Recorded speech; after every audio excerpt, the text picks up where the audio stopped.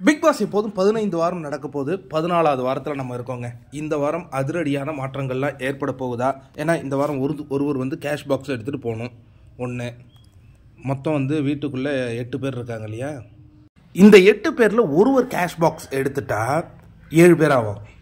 அந்த 7ல் ஒருத்தவங்களை எவிக்ட் பண்ணிட்டா 6 பேர் ஆவாங்க. ஃபினாலே வீக்குக்குள்ளே 6 பேரை அனுப்பிட்டு மிட் வீக்கில் கூட எவிக்ஷன் நடக்கலாம். இல்லை மிட் வீக்லேயே ஒரு பணப்பெட்டி போனதுக்கு பிறகு ஒரு எவிக்ஷன் கூட நடத்தலாம். எது வேணாலும் நடத்தலாங்க. இப்போ வந்து உள்ளே இருக்கிறவங்களில் சிலர் வந்து வெளியிலேருந்து வர அந்த வைல்டு கார்டு அவங்க கூட பணப்பெட்டி எடுப்பாங்க அப்படின்னு பேசிகிட்டு இருக்காங்க. அது அவங்களுடைய புரிதல் விடுங்க. அவங்களுக்குலாம் பணப்பெட்டிலாம் கிடையாது, வெளியிலேருந்து வரவங்களுக்குலாம். சரியா? சரி, இப்போ இந்த வாரம் பார்த்தீங்கன்னா வாக்குகளில் ஏதாவது சேஞ்சஸ் ஏற்படுதா அப்படின்னா ஆரம்பத்துலேருந்து ஒரே மாதிரி தான் போயிட்டுருக்கு. ஒரு சேஞ்சஸ் நடந்திருக்குங்க. அருண் நேற்று கீழே இருந்தார், அவர் கொஞ்சம் முன்னேறி போயிட்டுருக்கு. அந்த காட்சிகளை பார்க்கின்றோம். தொடர்ந்து முத்துக்குமரன் 37.53% எடுத்து நல்ல ஒரு ஹியூஜ் லீடு காட்டிகிட்டு இருக்காரு. அவரை தொடர்ந்து சௌந்தர்யாவுக்கு வாக்குகள் குவிந்துக்கிட்டு இருக்குங்க.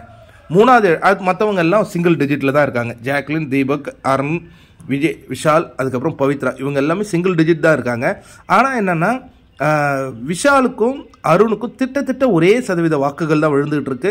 தீபக்கண்ணனுக்கும் அதே ரேஞ்சில் தான் விழுந்துகிட்டு இருக்கு. போன வாரம் பார்த்தீங்கன்னா தீபக்கண்ணன் முதல் இடத்துல இருந்தார் அன்அஃபிஷியலில். ஆனால் இந்த முறை வந்து அவர் 4வது இடத்துல தான் இருக்கார். என்ன காரணம்னா போன முறை முத்துக்குமரனின் ஆதரவாளர்களுடைய சில வாக்குகள் தீபக்கண்ணனுக்கு விழுந்தது. இந்த முறை விழாது. ஏன்னா முத்துக்குமரனே அங்கே நாமினேஷனில் இருக்கிறதுனால முத்துக்குமரனுக்கு தான் அவங்க வாக்குகள் செலுத்துவாங்க. ஜாக்குலின் போன வாரம் வந்து பாட்டமில் இருந்தாங்க. இந்த வாரம் கொஞ்சம் முன்னேறி போயிருக்கும். அந்த காட்சிகளை பார்க்குறோம். இது உங்களுக்கு ஒரு சர்ப்ரைஸாக இருக்கும். என்ன ப்ரோ, போன வாரம் அவங்க பாட்டு கீழே இருந்தாங்க, இந்த வாரம் திடீர்னு மேலே மஞ்சரியின் வாக்குகள் ஜாக்குலினுக்கு இப்போ கன்வெர்ட் ஆகிட்டு இருக்கு. மஞ்சரியின் ஆதரவாளர்களுடைய வாக்கு கன்வெர்ட் ஆகிட்டு இருக்கு. மஞ்சரிக்கே யாரும் பெருசாக வாக்கு போடலையே, அவங்க எப்படி ஜாக்லினுக்கு போடுவாங்க அப்படின்னு நீங்கள் கேட்டிங்கன்னா மஞ்சரிக்குன்னு ஒரு சதவீத வாக்குகள் விழுந்துகிட்டு இருந்தது இல்லையா? அது இப்போ ஜாக்லினுக்கு போடுறாங்க. ஏன்னா ஜாக்லின் வந்து மஞ்சரி பிரிவினால் கஷ்டப்படுறாங்கல்ல, அதனால் அவங்க போடுறாங்கன்னு நினைக்கிறேன். இல்லையே, மஞ்சரியின் ஆதரவாளர்கள் முத்துக்குமரனுக்கு தானே வாக்களிப்பாங்க? இல்லை, இந்த நிலையை பார்த்தா எனக்கு அப்படி தோணுது. அதுக்கு அடுத்தது பார்த்தீங்கன்னா தீபக்கண்ணன், அவர் கன்சிஸ்டண்ட்டாக அவருடைய வாக்குகளே வாங்கிட்டு இருக்காரு. அருண் அதே தான் போயிட்டுருக்கு. பவித்ரா இந்த ரேஞ்சில் தாங்க போகுது. இப்போ இந்த ரேஞ்சில் போகும்போது யார் பணப்பெட்டி எடுத்தால் சாதகமாக இருக்கும்? அருண், விஜய், விஷால், பவித்ரா, இவங்க 3 பேரில் ஒருத்தவங்க பணப்பெட்டி எடுக்கணும். விஷால் அண்ட் பவித்ராக்குள்ளே அந்த ஒரு ஆசிலேஷன் நடக்கும்னு நினைக்கிறேன். அருண் எனக்கு தெரிஞ்சு அவர் எடுக்க மாட்டார்னு நினைக்கிறாங்க அருண். அதனால் பவித்ரா எப்படியாவது நீ அந்த பணப்பெட்டியை எடுமா. ஏன்னா பணப்பெட்டியில் வந்தால் பேர் இருக்கும். இப்போ இந்த சீசன் வெற்றியாளர் யாருப்பா, இந்த சீசன் பணப்பெட்டி எடுத்தவங்க யாருப்பா, இது 2 பேர் தான் தெரியும். மற்றவங்கெல்லாம் வந்து உப்புக்கு சப்பானி அப்படின்னு தீபக்கண்ணனே சொல்லிட்டாரு. அதனால் பார்ப்போம். விஜய் விஷால் வந்து 15 லட்சத்துக்கு மேலே போனால் எடுக்கிறேன்னு இருக்காரு.